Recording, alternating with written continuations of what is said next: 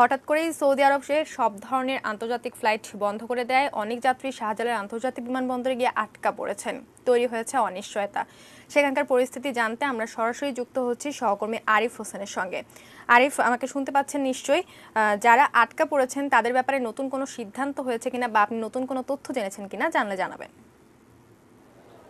সকাল থেকে বস্তুতপক্ষে 4টি ফ্লাইট ছিল সৌদি আরবগামী, যার মধ্যে দুপুর 2:30টায় যে ফ্লাইটটি ছিল সেখানে যারা যাত্রী সৌদি আরব যেতে পারেনি অনেকটা হুট করে সৌদি আরব এক সপ্তাহের জন্য বিদেশগামী সব ধরনের ফ্লাইট বন্ধ করে দেন।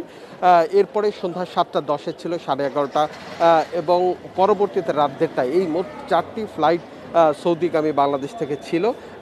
4টি ফ্লাইটই বাতিল করা হয়েছে। এখানে অনেক মানুষ এখন পর্যন্ত দাঁড়িয়ে আছেন, যারা জানেন না, তারা আসলে তারা নিশ্চিত হয়েছেন, সবাই তাদেরকে জানিয়ে দিয়েছেন এবং বিমান বাংলাদেশের পক্ষ থেকেও অনেকটা ঘোষণা করা হয়েছে যে সৌদি আরবের সব ধরনের ফ্লাইট বন্ধ, কিন্তু তারপরও তারা অপেক্ষা করছেন। অনেকে বাসায় যাওয়ার মতো টাকা নেই, অর্থ নেই, অথবা নানা জটিলতায় পড়েছেন। এখানে একজন রয়েছেন, আমরা যদি তার সাথে একটু কথা বলি।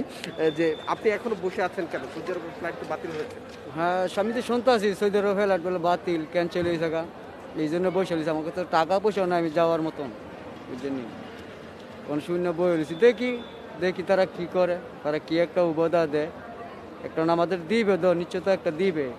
এখন তো পাই নাই আমরা নিশ্চয়তা, কি যাইতে পারবো না বা পারতাম না, এখনও বলে নাই, আমি শুনি নাই।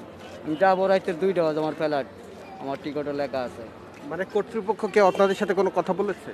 কোনো ব্যক্তি আমাদের সাথে কথা বলে নাই। ট্রাভেল চেয়ার ফোন দিয়েছি, ট্রাভেল চেয়ার বলছে যদি বদ্ধ হয় কী করবেন, বইয়া থাকেন, আমাদের বলছে।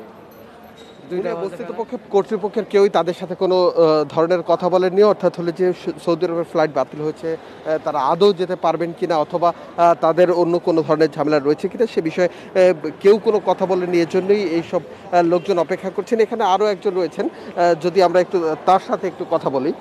যে কি অবস্থা ভাই, অপেক্ষা করছেন কেন? সৌদি আরবের ফ্লাইট তো বাতিল হয়েছে। অপেক্ষা তো করতেছি ভাই, বাসায় যাওয়ার মতো কোনো সিস্টেম নাই। মা হইলে স্টিকের রুগী, এই খবর যদি মা জানতে পারে মায় মরে যাবো, আর মায়ের বাঁচানোর মতো সম্ভব না। আর এই যে ঋণ পেন করে টাকা পয়সা দিয়া সুদের উপরে টাকাই না হলে গিয়া আজকে বিদেশ যাওয়া ধরছি, 2বার করে হলে গিয়া ই করছি। এখন 2বারে এইরকম এয়ারপোর্ট আইয়া শুনি যে ফ্লাইট বাতিল হয়ে গেছে। এখন এই যে আমরা যে একটা হরানি হইতেছি, বা এই যে আমরা যে গরিব মানুষ জানি না এটা কি ফয়সালা হইব। আর এই যে এখন 1 সপ্তাহ সময় দিচ্ছেন, 1 সপ্তাহ লাগে না বেশি লাগে, এটা তো কোনো সিকিউরিটি নেই। এরকম বলছিল যে 4 দিন আগে বলছিল, গতবার যে সময় আমি স্ট্যাম্পিং করছি মার্চ মাসে, তখন হলে গিয়া বলছিল 4 দিনের লকডাউন, তো সেই জায়গায় 1 বছর চলে গেল। আজকে 1 বছর কাছাকাছি। এই যে এখন আবার এয়ারপোর্ট আইসি, এখন দিতে 7 দিনের বন্ধ। বা আমাদের মতো গরিব মানুষ এই 7টা দিন, আমার কাছে 1টা দিনেই তো আমাদের এই সুদ টানতে আমার কষ্ট হয়। 5 লক্ষ টাকাতে বিদেশ যেতেছি, সবাই বিফল। মুনিয়া, এরকম হাজারো গল্প এই এয়ারপোর্টের পরতে রয়েছে। আমরা এছাড়াও আরও অনেকজনের সাথে কথা বলেছি। তারা একটি বিষয় জানিয়েছেন, যারা কোভিড-19 টেস্ট করেছেন, অর্থাৎ 1500 সামথিং টাকা দিয়ে, সেই টেস্টের বিষয় কী হবে সেটা তো 72 ঘন্টার জন্য প্রযোজ্য ছিল। আবার অনেকের দেখা গেছে মেডিকেল টেস্ট আবার পুনরায় করা লাগবে।